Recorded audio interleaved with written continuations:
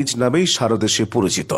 ভালুকা উপজেলাকে ময়মনসিংহের প্রবেশদ্বার বলা হয়। ঢাকা ময়মনসিংহ 4 লেন মহাসড়ক পথে ময়মনসিংহ বিভাগে প্রবেশ করতে হলে প্রথমেই ভালুকা উপজেলার সীমানা পড়ে। ভালুকা উপজেলায় রয়েছে বাংলাদেশের প্রথম মডেল থানা। এছাড়া দেশের অন্যতম বেসিক শিল্পনগরে অবস্থিত এই উপজেলায়। অথচ এ অঞ্চল এককালে অবহেলিত এবং বন জঙ্গলে ঘেরা ছিল। টিলা অধ্যুষিত বন্যামুক্ত উঁচু ভূমি হওয়ায় 80-র দশকে এই এলাকায় শিল্প উদ্যোক্তারা শিল্প প্রতিষ্ঠান স্থাপনে আগ্রহী হয়ে ওঠে।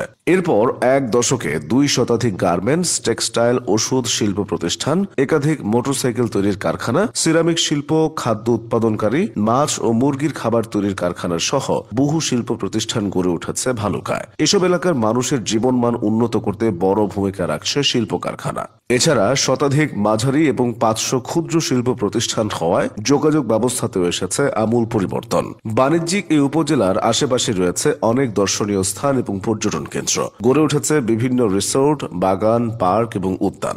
ভালুকার পর্যটন স্থানগুলো দেশের ই-কমার্স সেক্টরে বেশ সম্ভাবনাময়। কাদিগড় জাতীয় উদ্যান, তেপান্তর পিকনিক ও shooting spot, Meghmati village resort, green Aranya park, dream world park, Aranya eco resort এবং চন্দ্রমল্লিকা রিসোর্ট এগুলোর মধ্যে উল্লেখযোগ্য। ঐতিহ্যবাহী এই উপজেলা দেশ ও জাতিকে বহু সূর্য সন্তান উপহার দিয়েছে। সাবেক সাংসদ মোহাম্মদ আমানুল্লাহ, মুক্তিযুদ্ধের sector commander major Afsar Uddin, ভাষা সৈনিক মোস্তফা এম এ মতিন এবং রাজনৈতিক ব্যক্তিত্ব KBM আসমত আলী এদের মধ্যে অন্যতম। ভালুকা উপজেলার নামকরণ নিয়ে একাধিক মত প্রচলিত আছে। কথিত আছে, ব্রিটিশ শাসন যখন বাংলাদেশে পাকাপোক্তভাবে প্রতিষ্ঠিত হয় তখন নীলকর সাহেবরা তাদের স্বার্থে বিভিন্ন জায়গায় নীলকুঠি স্থাপন করেন। নীলকুঠি স্থাপনের পর নীলকর সাহেবগণ মাঝে মধ্যে করতে বের হতেন। তারা বনে জঙ্গলে বাঘ, ভালুক দেখতে পেতেন। আর এ কারণেই নীলকর সাহেবদের কাছে এই এলাকা ভাল্লুক এলাকা হিসেবে পরিচিতি পেয়ে যায়। পরবর্তী সময়ে ভাল্লুকের অপভ্রংশ হিসেবে উৎপত্তি ঘটে ভালুকা নামের। ভালুকা থানা গঠিত হয় 1917 সালে। পরবর্তীতে 1983 সালে এই থানাকে উপজেলায় রূপান্তর করা হয়। একটি পৌরসভা, 11টি ইউনিয়ন এবং 285টি গ্রামের সমন্বয়ে গঠিত এই উপজেলার বর্তমান আয়তন 444 বর্গ কিলোমিটার, যেখানে প্রায় 3.5 লাখ লোকের বসবাস। ভৌগোলিক দিক থেকে ভালুকার উত্তরে ফুলবাড়িয়া ও ত্রিশাল, দক্ষিণে শ্রীপুর, পূর্বে গফরগাঁও এবং পশ্চিমে সখীপুর ও ঘাটাইল উপজেলার অবস্থান।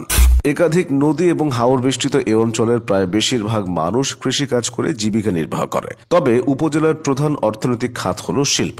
বিভিন্ন শিল্পের বিস্তারের ফলে জাতীয় অর্থনীতিতেও ভালুকা বিশেষ অবদান রাখছে।